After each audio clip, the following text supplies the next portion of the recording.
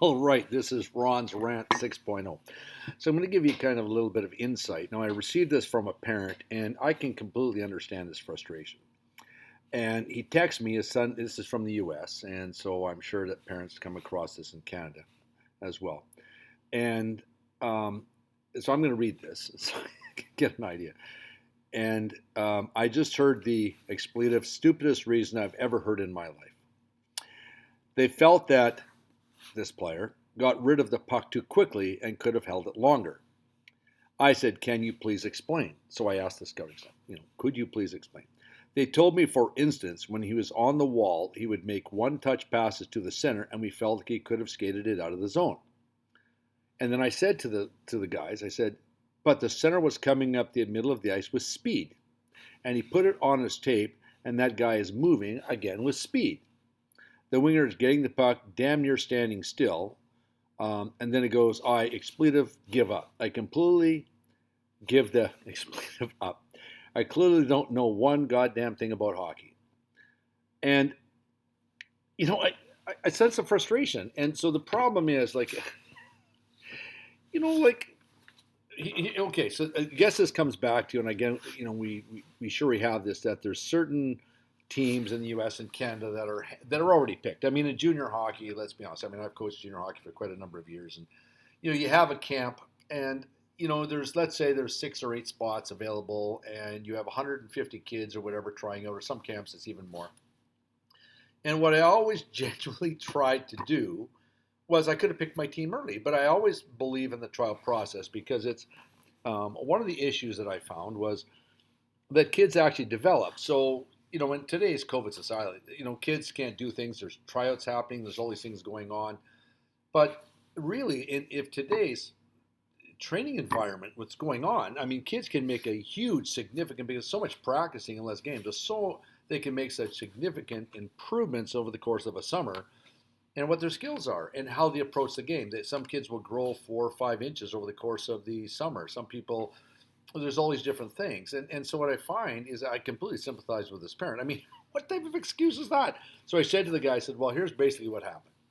I believe is that they already had the team picked, but they needed to pay for the ice time in the bill. So they got you to pay to show up.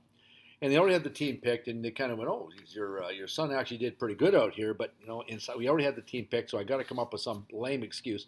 Now, of all the excuses to choose, you're playing right wing, and you touch past the puck to winger coming to the zone with speed, and that's why they cut you. That's the reason. Like, give me a break. I just couldn't believe it. It's like, I've heard a lot of silly things in my life. One of my favorite ones, you got to get stronger. Well, geez, I grew like 8 inches over the course of the summer, but boy, I got 5 points in the game and whatever, and I'm going to be a little slow because I'm taller. And I've heard every excuse you can imagine. You're too. This is my other one. You're too small. You're too small. And you know. Now the difference is if you're too small and you're like $1.10 in the league, that's $1.90, $1.90. That I can understand.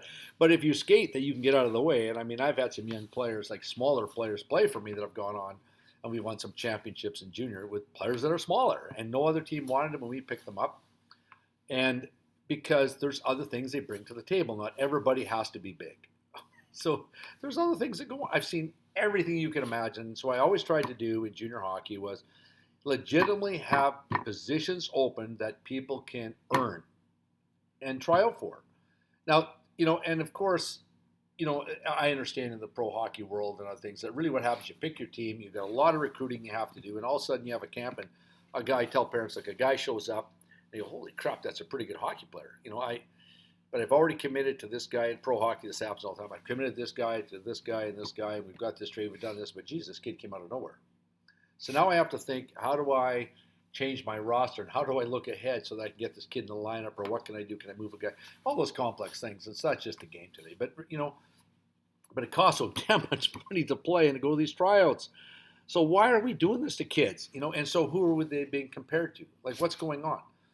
And a lot of this is who you know and what you know, and I get the political side of the game, but really, what happens to the kids that fall through the cracks? When I played Bantam House, and then the second year Bantam, I went up and played Bantam Rep with the guys, and then we went on and I played some senior hockey and senior A hockey, and And that's just the way it is. Like, everybody matures at a different level. So, why don't we just be honest out there and say, okay, if you're 10 years old and you have to be exactly between 5'2" and you have to be between 5'3", 4, and you have to weigh this much, and then you can move around the ice fairly quickly. Like, and I know kids that are 11 years old that are pretty heavy. They're $125, $130, and they're heavy, but they can shoot and they do other things they can do, and they're going, you're too slow. Well, how about if I put a 50-pound weight in your butt and you drag that around? What do you think? Do you think you'd be fast? But what else you bring to the table? So you mean like Joe Thornton wouldn't? He's not the fastest guy in the NHL, but boy, Niagara, not the fastest guy in the NHL, but man, they bring something to the table. They got that hockey IQ. They look around and they can see the ice. They can make plays. But Johnny Gaudreau is too small. God, how did he ever survive the game and do what he does? And all these things that go on. I mean, you could find this everywhere in any league, that there's players that surprise you. But, when do we give kids a chance? What can we do today to give these kids an opportunity? And I don't, I had some discussions, about some boys that are playing in Michigan. And you think about it, what is there? There's a Honey Bake, there's Little Caesars and Cal Tire, something like that out there. I'm not sure. But let's just say that there's 9 forwards. That's 27 forwards. Well, what happens to all the rest of the kids in the world? And they recruit. I think it's a pretty good, state to have hockey and elite players. But what happens to the rest of the kids? I mean, don't tell me that there's only 50 kids, in all of, 50 forwards and all, and they just take those kids and bring them in. What happens to the rest of the people? What happens to the rest of the kids? Like, what happens in Ohio and in Pittsburgh and Denver and all these different places, and then you got Alberta and you got Saskatchewan, Manitoba, and Ontario and BC, and all these. What happens to the kids that fall through the cracks? And so, what really are we looking for in players? And I had a very fortunate job years ago when I worked as a legal consultant to ICBC and to clients. And what I did is my job was to put together an appraisal on what a kid's potential could be. And there was a couple of cases where the ICBC was not going to pay them enough, and they asked the agent that I was working for to investigate to see would the client come back and sue them because they're only going to pay them, let's say, $1 million in their injury liability because they lost their career because of that, and were they worth $5 million? So they wanted to know. And then another case where the client got injured and wanted a $5 million settlement, but his only thing was $2 million, so there's going to be this legal battle and all that crap. So we realize that most of the kids that are born between certain times of the year, like certain months, because of the way that the age difference is, they have a greater opportunity to play. What team did the guy play for? What coach did the guy play for? And then a lot of players, like we found out that a lot of good players, they kind of congregate in one area, and they don't learn much, but they just kind of play with each other and they kick the crap out of any other team and they win. But really, they don't really learn the game a lot. And then you have a lot of the third line guys that don't get ice times on that team, but they say I played on it. Like, I'm sure you hear this they have the brick teams, all these things, and all these young guys, and they talk about, okay, well, this guy played in the brick, but this guy didn't play in the brick, and this guy did, and this guy did. Well, how do these players like Brendan Dillon, who weren't picked to do anything and get drafted, all of a sudden end up in the NHL and have a good career? There's lots of those guys out there. And so really, what do we do for the players? Like, what can we do as coaches for the players that are just falling through the cracks, that really have a desire to learn? So, and it kind of comes back to an incident that, I've been dealing with, now we're in the spring hockey camps and things like that here. And so an incident happened last week where, I blow the whistle to bring the kids in, and, a couple of kids still skate around and shoot pucks and do these things. I went like, what has changed? This never really happened a lot before. And then I started to think, I thought, what? The one thing that COVID has done is that it's eliminated the parent watching the kid. And, I remember when I was a young guy, I'm on the ice skating around. My dad's in the stands. He has, a cup of coffee and he's watching practice. And this one instant I remember, I see him get up and he's coming down the stands. And I'm kind of like, what? I don't know, that doesn't look good. And so the coach comes over and goes, yeah, Mr. Johnson, can I help you? He said, can I speak to my son? He goes, of course. He's like, come on over here. Get over here. So the coach kind of steps off to the side a little bit so Dad and I can have a little one-on-one. And Dad goes, what are you doing?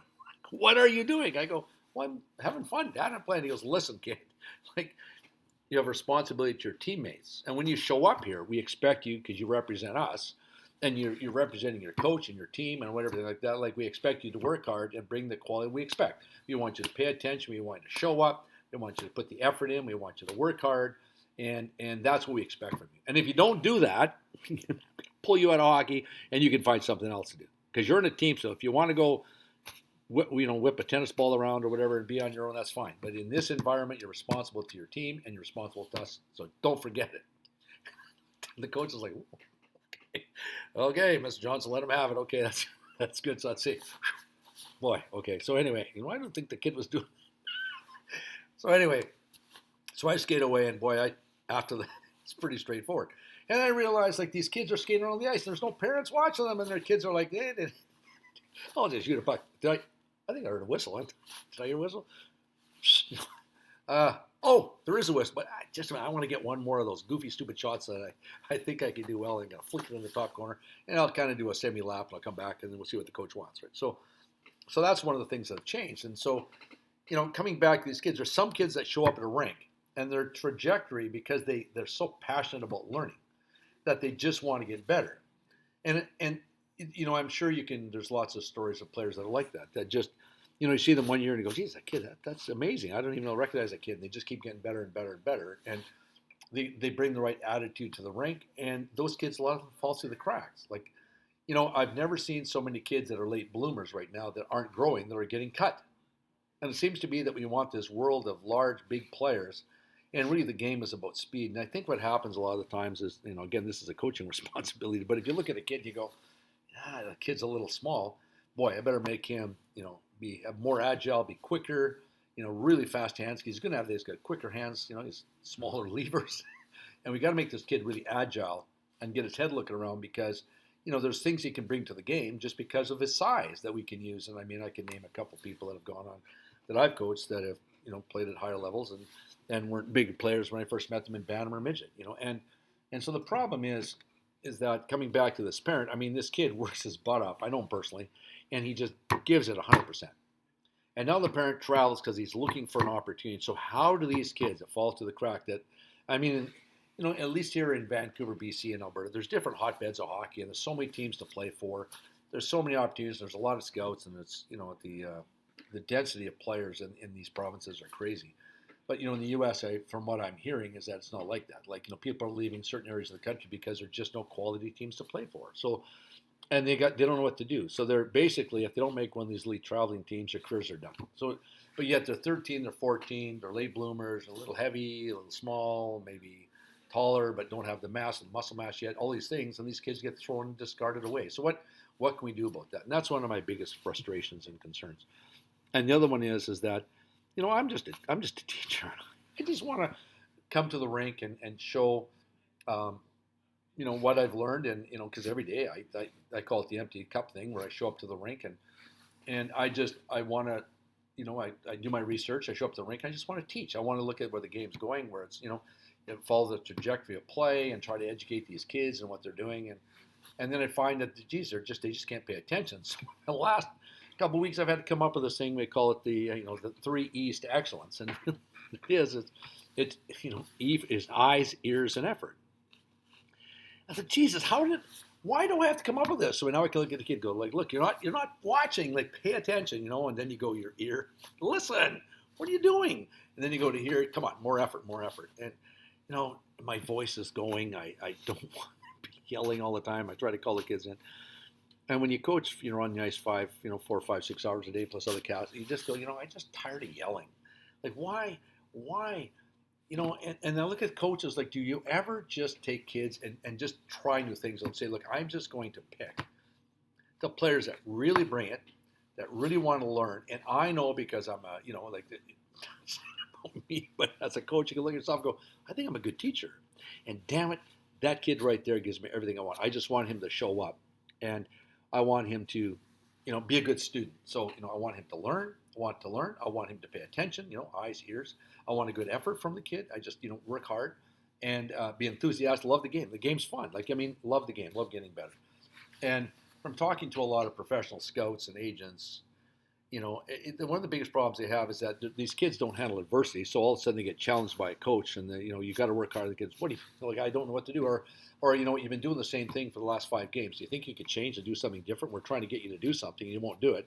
And all of a sudden they're freaking out because there's, the coach is kind of in their face about it because now there's the job on the line. Or the other thing is that the players can't adapt. They just don't want to learn. They're just stuck in their rut. And so this is one kid that I really like, and I can name lots of them that in the U.S. I'm working with that just are that they're small, but boy, they give 100%.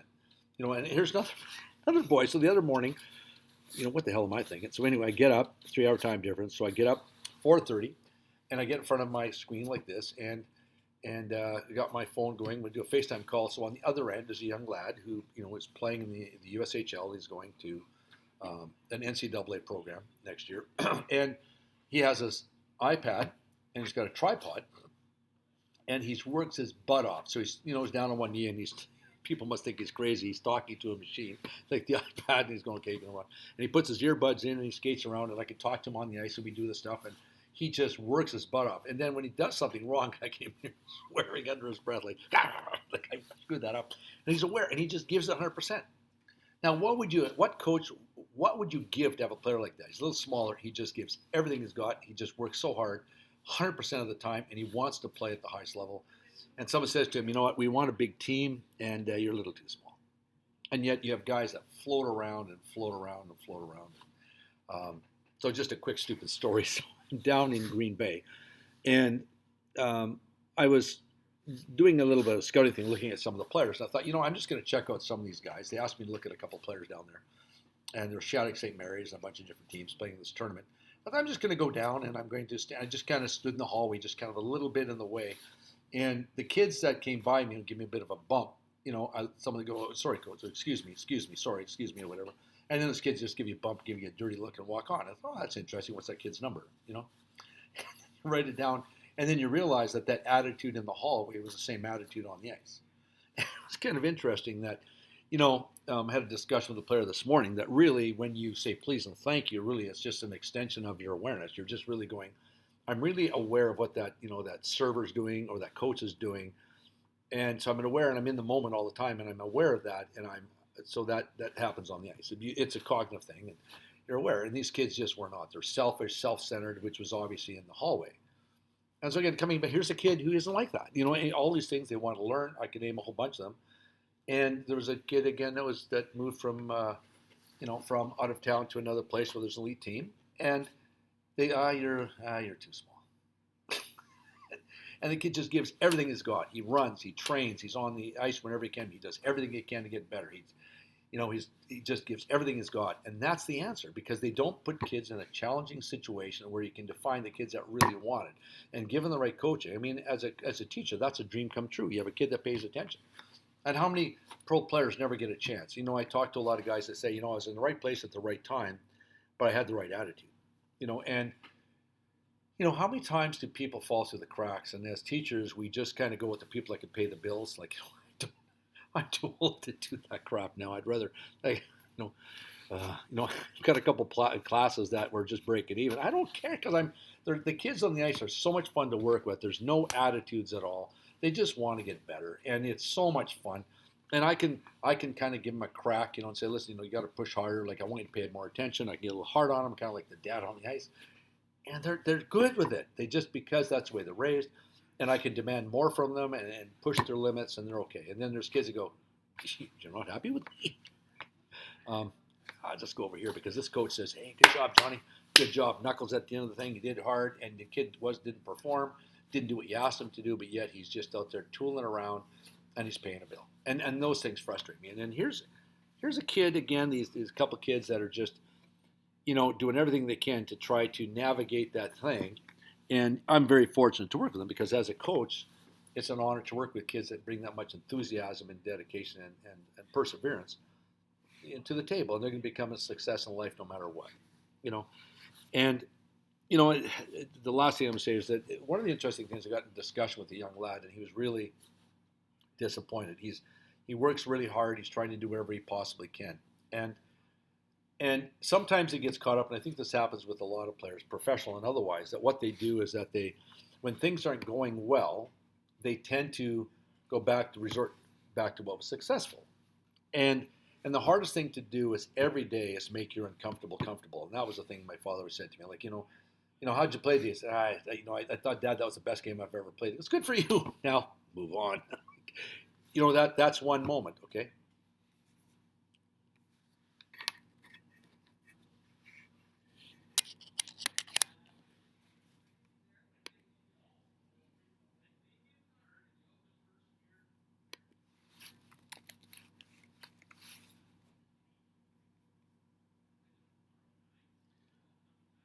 Well, I'm going to have to edit this because I think my computer just crashed.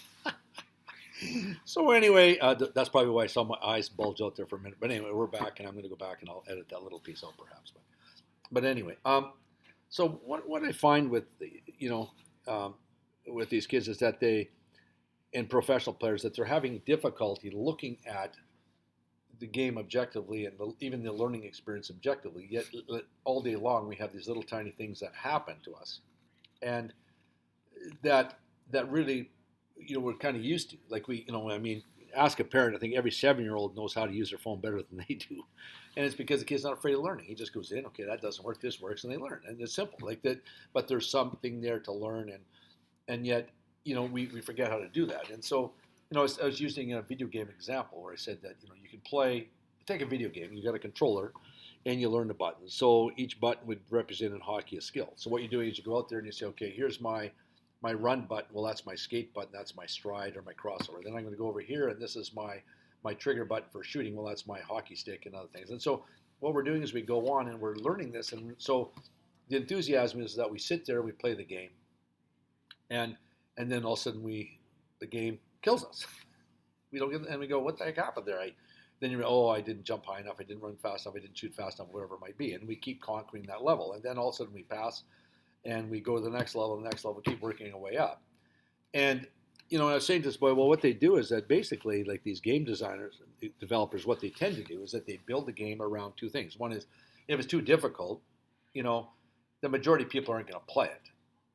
But yet there's a class of people out there that the more difficult it is, the greater the challenge, and that's what they enjoy. Those are the guys people that climb Mount Everest or whatever, do these crazy things, go to the deepest trench in the. But anyway, and if it's too easy, nobody wants to play that either. So it seems to be a happy medium. So on the top end, you've got the elite players that go, I want it a little bit more difficult because that's challenging for me, and it represents who I am. And if I can beat this game, I'm going to call my buddy and say, I'm at a better level than you are. I kicked your butt. And they fight back and forth and whatever. But think of the NHL as being level 20. So what you do is you collect your skills, your buttons, you work your buttons, you see the game, and then you go in there and you play, and then you don't make a good play, you turn over the puck, or something happens, you shoot, you don't score, or something happens, you don't make a good play, you miss your check, you lose a race to the puck. In the video game, you failed. Okay, so now you go, okay, now what am I going to do? Okay, I got to fix this, I got to get a new tool. I've got to get this, I've got to get that, and you go on. And then, but I said to this young man, I said, well, okay, so let's say I get to 4 and it gets a little difficult, you got to work harder at it. Or now do you go back to level 1 and say, like, I just want to win. I'm going to play this for the next month because I'm happy here. But you're not growing because everybody else is going along. And then you go to your friend 2 months from now and you say, okay, well, what level are you? I'm at level 8. And you go, oh, what level are you? Oh, I went back to level 1. Because it was easy. I had fun. Okay, but now, you've been left behind. And so, as a parent, what I find when kids come to the rink, they don't have that ability to teach kids a coaching strategy. So we had to come up with this thing with this ears, eyes, and effort. Like pay attention, listen to what's being told, watch, see what you're doing, see what the coach is doing, pay attention, give us an effort, really. And if you can do those things and come home, and we're going to be fine. And so, again, coming back to this kid, what are you seeing? And I said, no, think of it this way, okay? So he obviously won races to the puck, shot well, made good plays everywhere else in the zone, back checked well, and I could think of 100 other things that you could have called. He had good speed, he made good plays, saw good checks, picked up the guys, did this, did that, whatever. And the criticism they found was you relayed the puck to the centerman breaking out of the zone with speed. Okay. So now what does that say about the coach? BS. And I just can't believe it. It just shocks the hell out of me that this happened. So again, we're torn between the two worlds. The one is where the kid shows up and he's skating around just having fun and he gets an opportunity. And then you have the kid that's working his butt off doing everything he can that doesn't get the opportunity. And really, I want the kid because I don't want to be the parent. I don't want to have to smack the kid. I don't want to, you get that. You just want to. I just want to come out and say, please do it this way, and this is why. And kid can say like, well, why would I do this? When would I do this? And that's right. And great, I'll give you the answer. This is what happens. This is what we do. We pull up a video and show them and all this stuff, and away you go, and they get it. But then you have the kids that just show up and just want to skate around and do nothing. They just don't have the personal discipline, and they're just screwing up everybody else's ice time. And those are the things that frustrate me. So how do we move forward with this environment? The kids have to handle adversity, which means that they have to learn, and they're going to fail. It's okay to fail. Think of the video game. They fail, they go on, they fail, they go on, they fail, they go on. And over here, you got a friend playing the same thing, and he's hired, and you catch up, and you keep doing. But we have a hard time because there's so many problems in hockey today. Like if I said to 10 different coaches, and I got them online in a Zoom call, and said, I want you to show me a perfect stride and why. Why is that a perfect stride? And they go, well, that's a stride. I go, well, what about, but there's 4 different kinds of strides. So which one are you talking about? Are you talking about a transition stride? Are you talking about a controlled skating stride? Are you talking about a off-speed stride? Are you talking about defensive stride? What are you talking about? So let's talk about that. So the language is a disaster because now we can all coach how we want because we can make up our own BS.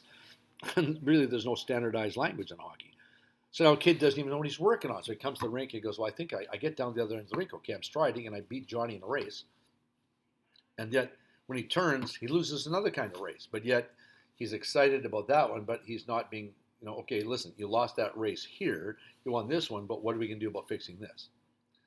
And there's no confrontations, or some coaches are good at that. I guess they handle it. But what I find is that a lot of kids get turned off of that. So when you try to point it out that you're being negative and you're being a problem, and it's easier to go somewhere, it's like playing level 1 in the video game, And or what they do is in the videos, like a lot of kids will go online to find a cheat code to get through the level because they're too lazy to just go through the work to try to figure the game out. And I find that in life. I find that on this, there's a sense of entitlement. I'm just going to go out here and I think if I just show up, I'm going to figure something out. And because this is a good coach, I'm just going to, use that environment and just not really give him the respect necessary to learn when I'm on the ice. But I'm here and I'm on this good team, and because I'm on this good team, I'm going to go somewhere.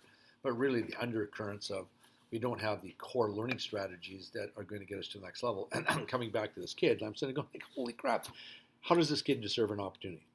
So if anybody out there has any great ideas, please share them, because this is one of my biggest pet peeves about the kids that fall through the cracks. And what can we do to help those kids? Thanks for watching, and everybody be well.